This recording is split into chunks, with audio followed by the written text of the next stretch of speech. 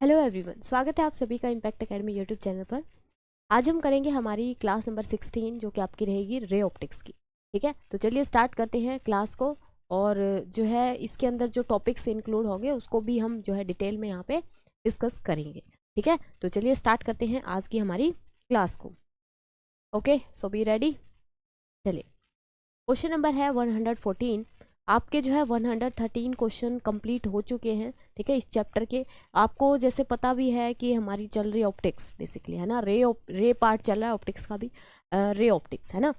तो उसके अंदर बेसिकली क्या है, ये सबसे जो एक तरीके से हम कह सकते हैं लेंथी चैप्टर है। ठीक है, तो इसमें नंबर ऑफ क्वेश्चंस भी आपके क्या होंगे, बहुत ज़्यादा होंगे। तो आपको पेशेंसली क्या करना है, सभी क्वेश्चंस को सोल्व करना है। ठीक है, चलिए क्वेश्चन है आपके पास। A convex lens of glass is placed in a medium in which it behaves like a glass plate. The refractive index of the medium will be. ये क्या कह रहा है कि हमारे पास एक कन्वेक्स लेंस है ग्लास का, is placed in a medium. उसके अंदर हमने किसकी मीडियम में उसको रख दिया और वो वहाँ पे लेंस की तरह बिहेव ना करके एक स्लैब की तरह बिहेव कर रहा है, एक ग्लास प्लेट की तरह बिहेव कर रहा है। तो उसका जो रिफ्रैक्टिव इंडेक्स है मीडियम का वो क्या होगा। ठीक है, ये बात हमें यहाँ पे बतानी है। याद करो, एक हमारे पास क्वेश्चन आया था कि एक जो हमारे पास लेंस है वो कभी कभी हमारा कनकेव की तरह बिहेव करता है और कभी कभी हमारा वो कन्वेक्स की तरह बिहेव करता है। तो on what basis we can say that this is convex lens और दिस इज कनकेव लेंस। तो इसकी कंडीशन मैंने आपसे पूछी थी। ठीक है, तो उसमें क्या है बेसिकली कि हमारे पास जो बाहर वाला जो मीडियम है उसके रिफ्रैक्टिव इंडेक्स के बेसिस पे हम वहाँ पे कहेंगे कि यहाँ पे ये जो है क्या होगा, एक तरीके से को बोलेंगे रेयरर से डेंसर है या फिर डेंसर टू रेयरर है, या उसी के बेसिस पे हम बताएंगे कि ये हमारे पास कनकेव बनेगा या कन्वेक्स बनेगा। ठीक है ना। तो यहाँ पे ये कह रहा है कि हमने एक मीडियम के अंदर एक इसको कन्वेक्स लेंस को रखा। कन्वेक्स लेंस अगर रखेंगे तो कन्वेक्स लेंस कैसा होता है हमारे पास, इस तरीके से, है ना। कन्वेक्स लेंस क्या होगा, इस तरीके से होगा। अब ये क्या कह रहा है कि ये इसमें एक प्लेट की तरह बिहेव कर रहा है, इसकी तरह बिहेव कर रहा है, प्लेट की तरह। इसका मतलब जो रिफ्रैक्टिव इंडेक्स इसका था हमारे पास, क्या है, ये कन्वेक्स लेंस है। कन्वेक्स लेंस का जो रिफ्रैक्टिव इंडेक्स था और इस जो स्लैब का रिफ्रैक्टिव इंडेक्स है, बोथ दीज आर इक्वल। क्या होंगे, इक्वल होंगे, तभी तो वो स्लैब की तरह बिहेव करेगा। ठीक है, more than that of the glass, more than नहीं होगा, लेस देन भी नहीं होगा, equal to the refractive index of glass. ठीक है, ग्लास के रिफ्रैक्टिव इंडेक्स के क्या होगा, इक्वल होगा, एयर के इक्वल नहीं होगा। क्लियर हुई बात। ठीक है, अगर हम किसी भी लेंस को अगर मीडियम में प्लेस करते हैं और उस मीडियम में वो बिहेव करेगा कन्वेक्स की तरह या फिर कनकेव की तरह या फिर एक ग्लास स्लैब की तरह, तो that depends on the refractive index of the medium. अगर रिफ्रैक्टिव इंडेक्स मीडियम का क्या है, इक्वल है, तो वो ग्लास स्लैब की तरह बिहेव करेगा। अगर लेस है तो कनकेव कन्वेक्स की तरह बिहेव करेगा, और अगर ग्रेटर है तो वो कन्वेक्स की तरह कनकेव की तरह बिहेव करेगा। क्लियर है, तो तीनों कंडीशंस आपको पता होनी चाहिए। ओके, चलिए move to the next question. Next है the critical angle of liquid is 30 degree. ये कह रहा है कि क्रिटिकल एंगल जो है आपका पास क्या है, 30 डिग्री है, then the refractive index will be. ये तो निकाल सकते हो। चलो बताओ इसको, क्या इसका जो आंसर है क्या आएगा। क्रिटिकल एंगल आपके पास गिवन है, रिफ्रैक्टिव इंडेक्स पूछा गया है, तो रिलेशन पता ही है हमें, है ना, दोनों के बीच में, कि हमारे पास जो साइन सी होता है critical angle, that is equal to 1/μ। Refractive index हमें निकालना है तो 1 बाई ये क्या आ जाएगा, साइन सी आ जाएगा। वैल्यू करो पुट, साइन सी कितना है, critical angle is 30 degree and sine 30 is 1/2। So हमारे पास म्यू की जो वैल्यू है वो कितनी आ गई, 2। कितनी आ जाएगी, 2। ठीक है, सिंपल है क्वेश्चन तो। चलिए नेक्स्ट देखते हैं। The dark line in the solar spectrum are due to. Solar spectrum के अंदर जो आपके पास डार्क लाइन होती है, दीज आर ड्यू टू, देखो ये है एब्जॉर्प्शन। ओके, यहाँ पे कह रहा है कि dark lines in the solar spectrum. पहले तो मेरे को ये बताओ सोलर स्पेक्ट्रम हमें ऑब्टेन कहाँ पे होता है। ठीक है, स्पेक्ट्रम क्या बोलते हैं, स्पेक्ट्रम होता है अरेंजमेंट। वो अरेंजमेंट कलर के हिसाब से भी हो सकता है या डार्क एंड ब्राइट फ्रिंजेस के हिसाब से भी हो सकता है। तो हमारे पास स्पेक्ट्रम क्या है, it is a arrangement basically, है ना। तो यहाँ पे कह रहा है कि सोलर जो स्पेक्ट्रम है वो हमें ऑब्टेन होता है जब डायफ्रैक्शन होता है। ठीक है। डायफ्रैक्शन एक दिन बात करी थी हमने। डायफ्रैक्शन में क्या होता है, एक डिस्पर्सन होता है, एक डायफ्रैक्शन होता है। डिस्पर्सन तो आपको पता होगा, जैसे ये प्रिज्म लिया मैंने, ठीक है, लाइट इंसिडेंट करवाई, यहाँ पे क्या बनेगा, एक नॉर्मल बनेगा, light move towards the normal, यहाँ पे फिर नॉर्मल बनेगा, light move away from the normal, and then we will get not a single light, there are a 7 colour we obtain, right, known as VIBGYOR. ऐसा ही था। इसको बोला जाता है डिस्पर्सन, को क्या बोलेंगे, डिस्पर्सन। एक हमारे पास बात करी थी हमने डायफ्रैक्शन की। मान लो ये मेरे पास एक दरवाजा है, ठीक है, एक क्या है, दरवाजा है, इस तरीके से, क्या ज़्यादा बड़ा नहीं लग रहा है ना, इसको इधर खोलेंगे तो इस तरीके से है। ओके जी, तो यहाँ पे अगर इसके पीछे वाली साइड क्या है, आपके पास सन है, सन से ही मिलेगा सोलर स्पेक्ट्रम, ठीक है। पीछे की साइड अगर सन है, तो आपने यहाँ पे देखा होगा इस तरीके से डार्क और ब्राइट क्या बनती है, फ्रिंजेस बनती हैं इसके पास से, ठीक है। जब इसके बिल्कुल कॉर्नर से देखेंगे तो यहाँ पे अपने को क्या मिलेंगी, फ्रिंजेस मिलेंगी, देखी होंगे आपने, ठीक है। इसको बोला जाता है डायफ्रैक्शन। क्या बोला जाता है, इसको डायफ्रैक्शन बोला जाता है। तो डायफ्रैक्शन के अंदर हमें ये जो मिल रहा है, ये क्या है, सोलर स्पेक्ट्रम। क्या है ये, सोलर स्पेक्ट्रम है, ठीक है। ये कलर्ड स्पेक्ट्रम होता है, यहाँ पे ये डार्क एंड ब्राइट फ्रिंजेज होती है, वहां पे कलर्ड फ्रिंजेज होती है। तो देखो, है तो दोनों ही सनलाइट से स्पेक्ट्रम मिल रहे हैं, सनलाइट से ही, है ना। तो ये कह रहा है कि यहाँ पे हो क्या रहा है, destructive interference between the waves of certain definite wavelength, या फिर absence of corresponding wavelength from the light emitted by the core of the sun, absorption of the corresponding wavelength by the outer layer of the sun, या फिर absorption of the corresponding wavelengths by the prism used in the spectrograph। Spectrograph जो है ये spectrums को ही लेने के लिए use होता है। यहाँ पे एक स्पेक्ट्रम मिल रहा है अपने को, यहाँ पे भी एक स्पेक्ट्रम मिल रहा है, और दूसरा यहाँ पे ये कह रहा है कि ये जो स्पेक्ट्रम है इसके अंदर ये जो डार्क लाइन है ये किस वजह से आ रही है ना। ये अगर मैं इसकी बात करूँ तो डार्क एंड ब्राइट फ्रिंजेस मिलती है यहाँ पे, ठीक है। गेट को थोड़ा खोल के देखोगे तो वहाँ पे भी आपको दिख जाएगा, बिकॉज डायफ्रैक्शन इजीली जो है ऑब्जर्वेशन में हो जाता है, लेकिन होती है सिर्फ 2 या 3 फ्रिंज। क्या कह रहा है कि डिस्ट्रक्टिव इंटरफेरेंस हो रहा है दोनों के बीच में, इस वजह से डार्क फ्रिंजेस आ रही है। इंटरफेरेंस के लिए कंडीशन होती है कि सोर्सेज जो है कैसे होनी चाहिए आपके पास, कोहेरेंट होनी चाहिए, ठीक है। कोहेरेंट सोर्सेज की बात नहीं कर रही यहाँ पे, तो डेट्स वाई ये ऑप्शन तो आपका हो गया गलत, ठीक है। सेकंड आपका क्या कह रहा है कि absence of corresponding wavelength from the light, कि लाइट में एब्सेंस है, ऐसा भी नहीं हो सकता, क्योंकि हमें पता हम ये मान के चलते थे पहले कि लाइट जो है कॉन्टिन्यूस फॉर्म में आती है, but after the Planck's theory this is proved that the light is in a form of discrete quantas, ठीक है, नोन एज द फोटोन्स। तो डिस्क्रीट फॉर्म में आ रही है, ठीक है। तो ऐसा नहीं है कि एब्सेंस है उसकी, नहीं। ये कह रहा है absorption of the corresponding wavelength by the outer layer of the sun. Sun की आउटर लेयर क्या कर देती है, कुछ रेडिएशंस को एब्जॉर्ब कर लेती है, या फिर एब्जॉर्प्शन हो जाती है कोरस्पॉन्डिंग वेवलेंथ की bye the prism used in the spectroscope. अगर प्रिज्म ही हमारा क्या कर लेगा, उसको एब्जॉर्ब कर लेगा, तो क्या हमें पैटर्न मिलेगा, यहाँ पे तो हम बात ही नहीं कर सकते, पैटर्न मिलेगा, ठीक है। ऑप्शन ये होगा करेक्ट, कि आउटर लेयर जो है सन की वो क्या कर लेती है, या फिर यहाँ पे इसका बेस्ट आंसर अगर कहें तो यहाँ पे क्या हो जाता है, एब्जॉर्प्शन हो जाती है कलर्स की बोलूँ, या फिर कुछ वेवलेंथ है पर्टिकुलर जो क्या कर ली जाती है, एटमोसफियर में एब्जॉर्ब कर ली जाती है, एंड दैट्स वाई वो हमारे पास स्पेक्ट्रम में नहीं आती। तो इस वजह से हमें जो है डार्क फ्रिंजेस या डार्क बैंड दिखाई देते हैं, ठीक है, इन द सोलर स्पेक्ट्रम, ठीक है। समझ आया ये क्वेश्चन, अच्छा क्वेश्चन था ये, है ना, क्लियर है सभी को, ओके। चलिए नेक्स्ट क्वेश्चन देखते हैं। 117, if the wavelength of the light is 8 angstrom and velocity is 3 into 10 is to power 8 metre पर second, then the frequency of light। ये क्वेश्चन मैं नहीं बताऊंगी, ठीक है, आप लोग मुझे बताओगे इसका आंसर क्या आएगा। यहाँ पे आपके पास रिलेशन गिवन है वेवलेंथ में, फ्रीक्वेंसी में और वेलोसिटी, तो इसका एक सिंपल सा रिलेशन होता है, बहुत ही ज़्यादा। बताओ क्या आएगा आंसर, इसका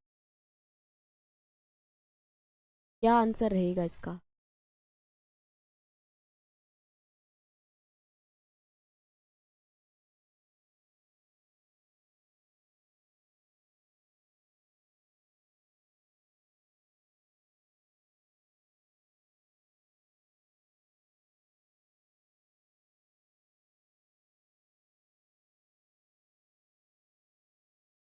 हाँ जी, देखो हमारे पास क्या होता है, सिंपली हमें पता है जो फ्रीक्वेंसी है, frequency is equal to nu is equal to C by lambda. अगर ये एयर में है या वैक्यूम में है, फ्री स्पेस में है, तो c by lambda, otherwise v by lambda, है ना। तो यहाँ पे पुट कर देंगे, न्यू हमें निकालनी है, सी कितना है हमारे पास 3 × 10⁸ divided by lambda, lambda is what 8 angstrom, lambda कितना है आपके पास 8 एंगस्ट्रॉम, 8 एंगस्ट्रॉम है तो 8 × 10⁻10 मीटर, यही होगा। एंगस्ट्रॉम का जो साइज है, 1 एंगस्ट्रॉम किसका साइज होता है, एटम का, है ना, एटम के अप्रोक्सीमेटली साइज की है, तो 8 × 10⁻10, तो ये आ जाएगा आपके पास। कंप्लीटली अगर सोल्व करना है तो कंप्लीट सोल्व करेंगे तो इसको ऊपर लेके जाएंगे सबसे पहले, है ना। ये हो जाएगा 18, 18 की एक जीरो यहाँ से यहाँ ले ली, तो ये बचा 17 डिवाइडेड बाय 8। इसको डिवाइड करते हैं तो ये जाएगा आपके पास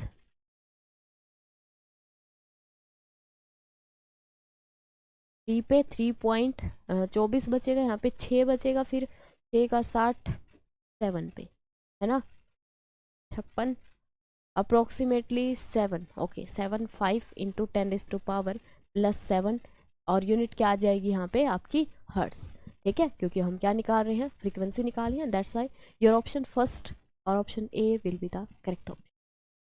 ए ऑप्शन आपका क्या रहेगा, करेक्ट रहेगा। क्लियर हुई बात, ओके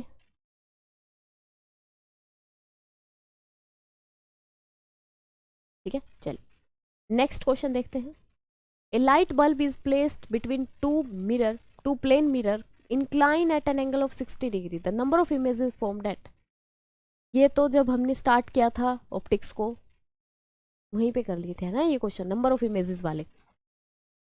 तो नंबर ऑफ इमेज कितनी बनेगी यहाँ पे बताओ, नंबर ऑफ इमेज फॉर्मूला है इसका 360 डिग्री डिवाइड बाय थीटा -1, कितने पे रखे गए हैं दोनों mirror, incline at an angle of 60 degree, 60 पे रखे गए हैं, -1 यहाँ से काटेंगे 6 6 -1 दैट इज 5, कितना होगा आपके पास, number of images are 5। Even है ये नंबर, ये वाला चीज़ अगर मेरी इवन आ रही है तो हम क्या कर देते हैं, वन माइनस कर देते हैं, है ना, इवन के अंदर माइनस करेंगे, और अगर ओड आ जाता है तो हम उसको एज इट इज ले लें।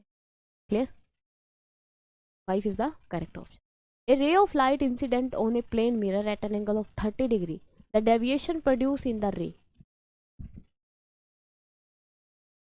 प्लेन मिरर पे अगर हमने डाली है a ray of light incident on a plane mirror at an angle of 30 degree, then the deviation produce in the ray, हाँ जी, कितना डेविएशन प्रोड्यूस होगा अगर हम उसको 30 डिग्री पे क्या करते हैं, इंसिडेंट करते हैं।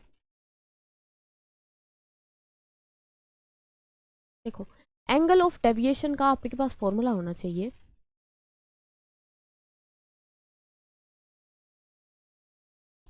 Angle of deviation that is delta is equal to 180 degree -2i, पढ़ा होगा ये आपने, ठीक है। बट यहाँ पे एक बात नोट करना, दिस इज फॉर प्रिज्म, किसके लिए है ये, फॉर प्रिज्म। हमें क्या किसके लिए पूछा गया है, हमें पूछा गया है अगर प्लेन मिरर पे डालें तब क्या होगा, तो इन चीज़ों का ध्यान रखना।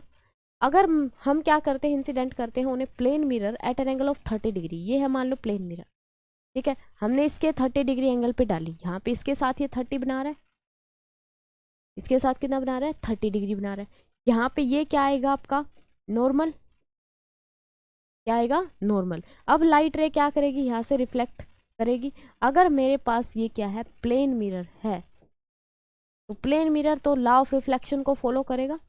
ये एंगल टोटल कितना है 90, 30 ये है, तो ये कितना बचेगा आपके पास 60 डिग्री। लॉ ऑफ रिफ्लेक्शन क्या कहते हैं, जिस एंगल पे हम इंसिडेंट करेंगे और जिस एंगल पे रिफ्लेक्ट होगी लाइट, वो क्या होंगे, दोनों इक्वल होंगे according to law of reflection. तो अगर ये इक्वल होंगे तो ये आपका कितना होगा 60 डिग्री होगा, 60 60 टोटल डेविएशन कितना आया, टोटल डेविएशन आ गया आपके पास 120 डिग्री, 120 डिग्री, ठीक है। ये जो आपने बताया है यहाँ पे, ये जो फॉर्मूला है ये 180 -2i, इससे भी निकालेंगे तो सिंपल आ जाएगा, बट फॉर प्रिज्म के लिए देखो यहाँ पे पर्टिकुलरली हमें प्रिज्म भी नहीं लिखना चाहिए,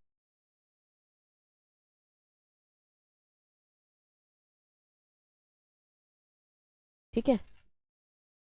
यहाँ पे ये जो एंगल ऑफ डेविएशन है 180 -2i, वहाँ पे अगर एंगल ऑफ डेविएशन देखते हैं म्यू -1 × a, ये रहता है फॉर प्रिज्म। ये आप लगा सकते हो किसके लिए, प्रिज्म के लिए। वहाँ पे रिफ्रैक्टिव इंडेक्स के अकॉर्डिंग क्या करती हैं, अलग अलग वेवलेंथ डेविएट होती है, अलग अलग वेवलेंथ क्या करती हैं, डेविएट करती हैं according to the refractive index offered by the prism material. ठीक है ना। तो प्रिज्म के केस में एंगल ऑफ डेविएशन ऐसे निकालेंगे, ए होता है आपका प्रिज्म एंगल। ठीक है, ए क्या होता है, प्रिज्म एंगल होता है, and delta is the angle of deviation. So in case of plane mirror और in case of any mirror you can use this formula for the deviation to calculate out the deviation. और अगर ऐसे नहीं निकालना चाहते तो directly भी आप लोग यहाँ से फाइंड आउट कर सकते। ठीक है, डायरेक्टली भी आप क्या कर सकते हो, यहाँ से निकाल सकते। आई बात समझ में? ओके, क्वेश्चन नंबर नेक्स्ट है आपका, a ray of light is incident normally on a plane mirror, the angle of reflection is. कह रहा है कि एक रे है लाइट की, इंसिडेंट करी हमने नॉर्मली प्लेन मिरर के ऊपर, तो एंगल ऑफ रिफ्लेक्शन बताओ कितना होगा। सिंपल सी बात है भाई, ये है हमारे पास प्लेन मिरर, नॉर्मली इस पे डालेंगे तो ये नॉर्मल ही वापस जाएगी, जिस एंगल पे आएगी उसी पे वापस जाएगी। तो अब इसने नॉर्मल के साथ कितना एंगल बनाया, नॉर्मल के साथ बनाया, that is angle r is equal to 0। Angle i भी यहाँ पे कितना है, 0। तो दैट्स वाई यहाँ पे आंसर आ जाएगा विल बी 0। अब यहाँ पे अगर ये क्वेश्चन हम एकदम से देखते हैं तो हमें लगता है कि 90 डिग्री पे जाएगी, वो 90 तो सरफेस के साथ होगा ना, 90 किसके साथ होगा, सरफेस के साथ। लेकिन हम यहाँ पे साइन कन्वेंशन पढ़ते हैं कि हम ये जो एंगल देख रहे हैं that is with the normal of the mirror. ठीक है, वो क्या होता है, नॉर्मल जो है उसके साथ एंगल होता है, ना कि हमारे पास किसके साथ है, सरफेस ऑफ द मिरर के साथ। क्लियर, सही है बातें यहाँ तक? ठीक है, चलिए नेक्स्ट है क्वेश्चन आपका, when light wave suffer reflection at the interface from air to glass, the change in the phase of the reflection wave is equal to, when light rays suffer a reflection at the interface। Simply ये पूछ रहा है हमें कि light जब reflect करेगी तो उसमें कितना फेज चेंज आएगा, फेज चेंज आएगा जी पाई का, and pi is means 180 degree. किसने का आएगा, 180 डिग्री का है। ये क्वेश्चन तो रट चुके होंगे अभी तक, है ना। चलिए, two plane mirror are at right angle to each other, दो प्लेन मिरर हैं, दोनों क्या है, राइट एंगल पे हैं एक दूसरे के। नहीं बना,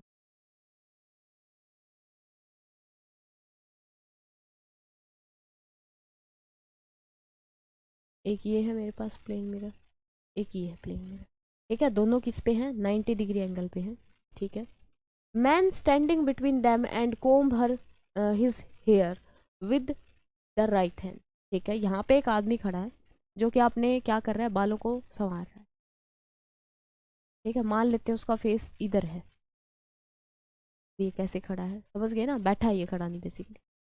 ये है इसका राइट हैंड और ये है इसका क्या, लेफ्ट हैंड। अच्छा, इससे नहीं संवार रहा, ये क्या है, इसका लेफ्ट हैंड है। ठीक है जी, in how many of the images will be he see using his right hand. Question में क्या पूछा गया है कि इसकी नंबर ऑफ इमेजेस बनेंगी, यहाँ भी बनेंगी इधर, फिर यहाँ से रिफ्लेक्ट करके यहाँ भी बनेगी। तो कितनी ऐसी इमेजेस बनेगी जिसमें इसको लगेगा कि ये इसका राइट हैंड ही है, यानी कि कितनी इमेजेस में वो राइट ही दिखेगा। क्योंकि हमें एक बात पता है कि मिरर के अंदर क्या होती है, लेटरल सिमिट्री होती है।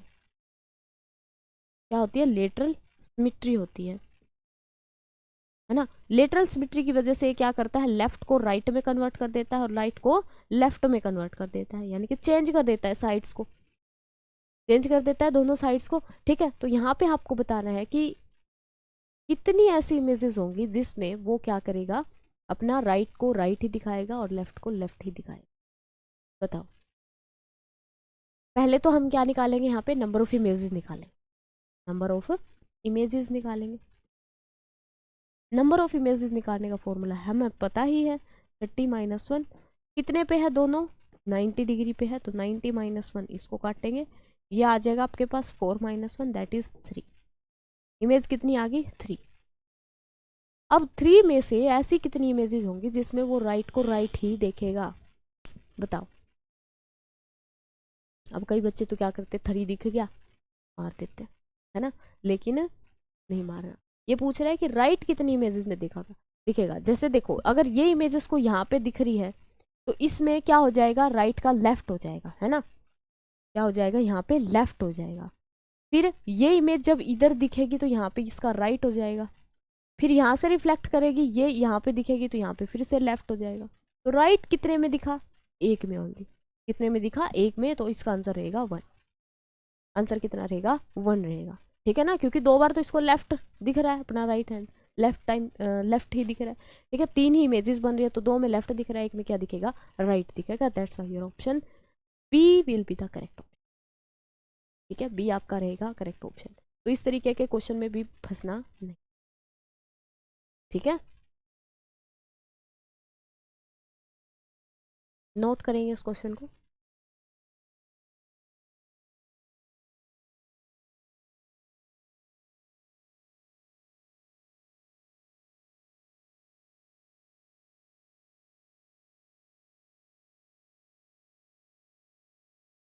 चलिए नेक्स्ट देखते हैं question. When a plane mirror is rotated through an angle of theta, not 0 degree, at an angle of theta, at an angle theta, then the reflected ray turn through the angle of 2 theta. ठीक है, than size बताओ image का क्या होगा। यहाँ पे हमने mirror को रोटेट कर दिया थीटा एंगल पे, तो हमारी जो इमेज है वो 2 थीटा पे रोटेट हो जाए, ये बात हमें पता है। तो अब ये कह रहा है कि साइज पे भी कोई इफेक्ट आएगा या नहीं आएगा, साइज जो है वो डबल होगा, आधा हो जाएगा, सेम रहेगा, या फिर इन्फिनिटी पे चली जाएगी इमेज, क्या होगा, साइज उसका सेम रहेगा, कोई भी इफेक्ट साइज के ऊपर नहीं आएगा। क्लियर है ना। जैसे एक ये क्वेश्चन भी आता है इसी के जैसा, कि अगर मेरे पास जो मिरर है उसको मैं हाफ कवर कर दूं तो क्या मेरी इमेज की जो लेंथ है वो छोटी हो जाएगी, या मेरे को इमेज ब्लर दिखाई देगी, या क्या होगा। ठीक है, तो उसके केस में भी कोई फर्क नहीं पड़ता। क्यों, क्योंकि मिरर की खास बात होती है, जिस लेंथ का ऑब्जेक्ट है अगर मिरर उसकी हाफ लेंथ का भी है ना तो भी अपने को कंप्लीट इमेज वहां पे दिखाई देगी। ठीक है ना, तो भी क्या होगा, कंप्लीट इमेज दिखाई देगी अगर वो हाफ लेंथ का है। उससे अगर छोटा है फिर वहां पे क्या हो जाएगी, उसकी ब्राइटनेस कम हो जाएगी। ठीक है, ब्राइटनेस क्या हो जाएगी, कम हो जाएगी, और जरूरी भी नहीं कि वो कंप्लीट उसको दिखा पाएगा। ठीक है ना, जब तक हाफ है तो कंप्लीट वो दिखाने की कैपेसिटी उसके अंदर है। ओके, चलिए।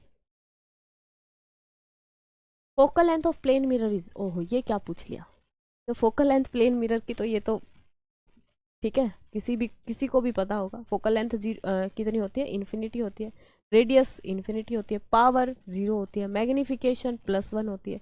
इमेज कैसी बनाता है, यानी कि नेचर ऑफ इमेज कैसा होगा,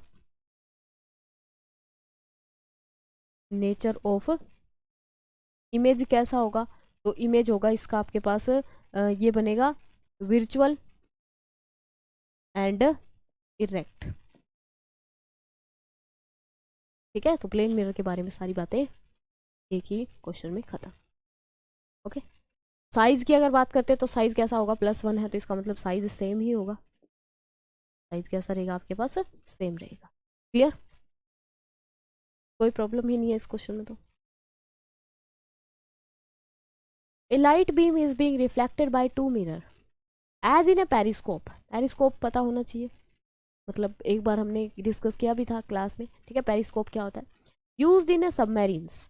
ठीक है, if one of the mirror rotate by an angle theta, यहाँ पे अगर एक एंगल थीटा से रोटेट कर देता है तो reflected light will be deviated from its original path by the angle.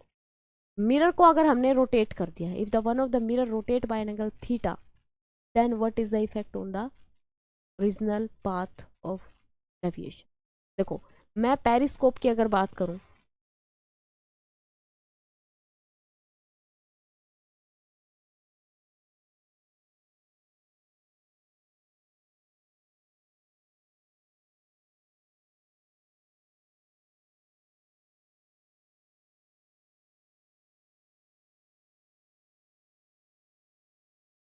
देखो इस तरीके से कुछ होता है पेरिस्कोप। ठीक है, जैसे कि ये देख सकते है ना, ये वाली चीज जो दिखाई दे रही होगी, जस्ट अ सेकेंड इसको और अच्छे से दिखाते हैं।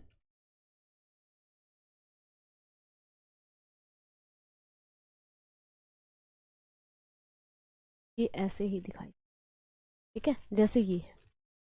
इसमें क्या है बेसिकली, इसको पेरिस्कोप बोला जाता है। ये इसमें दो मिरर लगे होते हैं, एक यहाँ पे लगा होता है, एक आपका यहाँ पे लगा, ठीक है। फिर ये क्या करता है, रिफ्लेक्ट करता है लाइट को एंड गिव करता है, ठीक है ना। तो ये ध्यान रखना कि पेरिस्कोप के अंदर हमारे पास कितने मिरर होते हैं, दो मिरर होते हैं। अगर एक मिरर को मैं क्या करती हूँ, रोटेट करती हूँ at an angle theta, then ये दूसरा जो मिरर है ये भी क्या कर देगा, इमेज को थीटा एंगल पे रोटेट कर देगा। टोटल वेरिएशन कितने का है, 2 थीटा का, यानी कि इमेज वापस से वहीं आ गई। तो कोई भी डेविएशन उसके पाथ में नहीं होगा, because of the combination of 2 mirror, ठीक है। ये आपको और भी दिखाई दे रहे होंगे जैसे यहाँ पे, क्लियर है ना, ठीक है। तो ये किस में यूज़ किया जाता है, सबमरीन्स के अंदर यूज़ किया जाता है, जैसे कैमरे के तौर पे एक तरीके से, ताकि ये जो आगे आने वाले हर्डल्स हैं उनके बारे में इंफॉर्मेशन दे सके, क्लियर। तो यहाँ पे क्या होगा, आपके पास कोई भी वेरिएशन उसके एंगल में, कोई भी डेविएशन नहीं आएगा। दैट्स वाई हम कहेंगे वहाँ पे क्या होगा, 0 डिग्री एंगल का क्या होगा, डेविएशन, ठीक है। नेक्स्ट क्वेश्चन है, a square wire of side 1 centimetre is placed perpendicular to the principal axis of concave mirror of focal length 15 centimetre at a distance of 20 centimetre. The area enclosed by the surface is, area closed बताना है कितना होगा जो image बनेगी के द्वारा, ठीक है। क्वेश्चन में क्या कहा गया है कि हमारे पास क्या है, एक कनकेव मिरर है, कनकेव मिरर है, ठीक है। यहाँ पे इसके सामने क्या रखा गया है, एक स्क्वायर वायर रखा गया है जिसकी साइड कितनी है, 1 मीटर है, साइज कितनी है, 1 मीटर। अब स्क्वायर है तो सारी साइड 1 मीटर ही होंगी obviously. Placed perpendicular to the principal axis of a concave mirror, जिसकी फोकल लेंथ कितनी है आपकी, जिसकी आपकी फोकल लेंथ कितनी है, फोकल लेंथ है जी आपके पास 15 centimetre, focal length is 15 centimetre at a distance of, ये रखा गया है आपका कितने डिस्टेंस पे, 20 सेंटीमीटर, और ये मान लेते हैं ये है आपकी फोकल लेंथ, दैट इज है ना। तो ये आपके कितनी है, 20 सेंटीमीटर। हमें बताना है एरिया इनक्लोज्ड होगा जो इमेज में, उसका एरिया कितना होगा।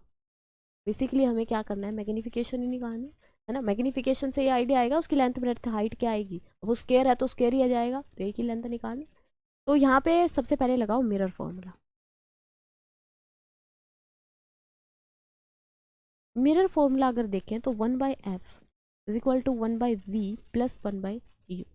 वैल्यू पुट करते हैं हम, 1/15 is equal to 1/v plus 1/20 plus 1/20, ठीक है। तो क्या होगा यहाँ पे, ये आ जाएगा 1/15 minus 1/20 which is equal to 1/v।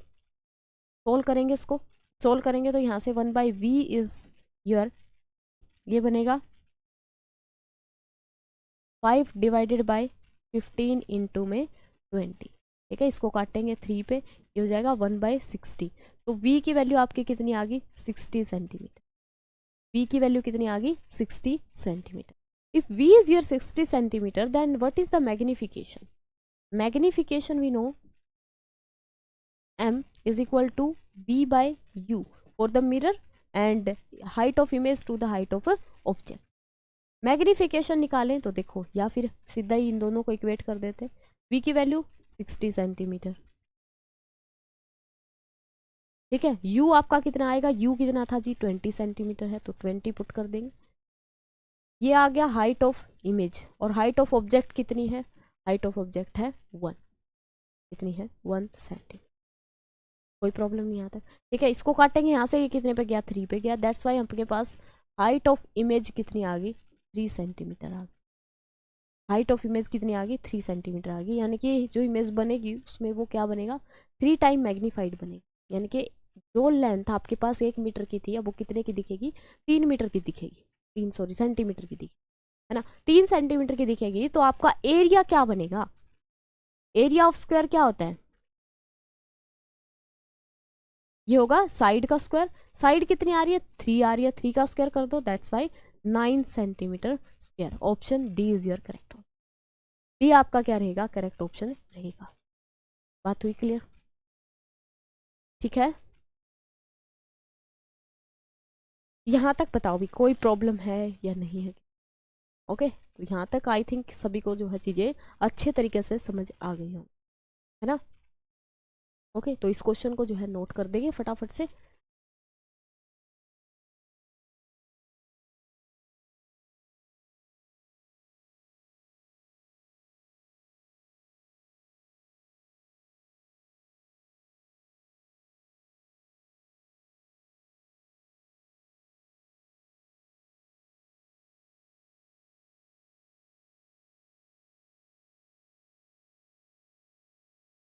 Okay, कर लिया नोट सभी ने, ठीक है। चलिए, तो जो रेस्ट ऑफ द क्वेश्चन है वो हम नेक्स्ट क्लास में डिस्कस करेंगे। बस ये चैप्टर जो है क्लोजिंग की ओर है अभी। ओके, तो मिलते हैं नेक्स्ट क्लास में with the next questions. Okay, thank you so much for watching the video.